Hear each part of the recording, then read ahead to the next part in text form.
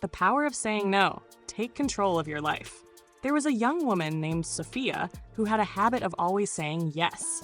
She was kind-hearted, ambitious, and eager to please everyone around her. Whether it was extra work assignments, last-minute favors from friends, or family obligations that stretched her thin, she always agreed. She believed saying no was selfish and feared disappointing others. At first, this made her well-liked. Her colleagues praised her dedication, her friends relied on her, and her family admired her selflessness. But deep down, Sophia was exhausted. She barely had time for herself. Her personal dreams were put on hold, and she constantly felt overwhelmed. One evening, after a long and draining day, Sophia sat alone at a cafe, sipping her coffee. She glanced at her planner, filled with commitments that weren't hers to begin with. Just as she sighed in frustration, an elderly woman sitting nearby smiled at her and said, "You look like someone who carries the weight of the world on her shoulders." Sophia chuckled weakly. It feels that way sometimes, but I can't just say no to people. They need me. The woman, introducing herself as Eleanor, nodded knowingly. "I used to be just like you," she said. "I spent years saying yes to everything, thinking it made me a good person. But one day, I realized I was losing myself in the process." Curious, Sophia leaned in.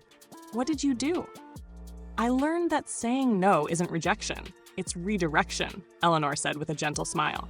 "It means valuing your own time, energy, and priorities.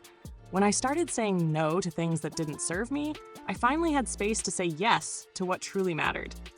Sophia pondered this all night. The next morning, an email from her boss appeared. Another request to take on extra work without recognition. Normally, she would accept it without hesitation, but today was different. Taking a deep breath, she replied, "I appreciate the opportunity, but I'm at full capacity right now." Her hands trembled as she hit send. But instead of backlash, her boss simply assigned the task to someone else. The world didn't end. She felt lighter. Encouraged by this, Sophia started setting boundaries. She declined invitations when she needed rest, let go of toxic friendships that drained her, and carved out time for her own dreams. At first, some people pushed back, but the ones who truly cared respected her decisions. Over time, something incredible happened. She was no longer exhausted. She felt in control of her life. By saying no to what didn't align with her happiness, she finally had time for what did: her passion for painting, her health, and meaningful relationships. The power of no had set her free. Moral of the story: saying no isn't selfish. It's necessary.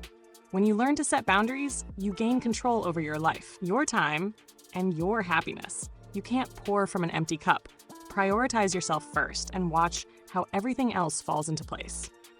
Please like, share, and subscribe my videos to bring you more motivational videos. Thank you, my friends.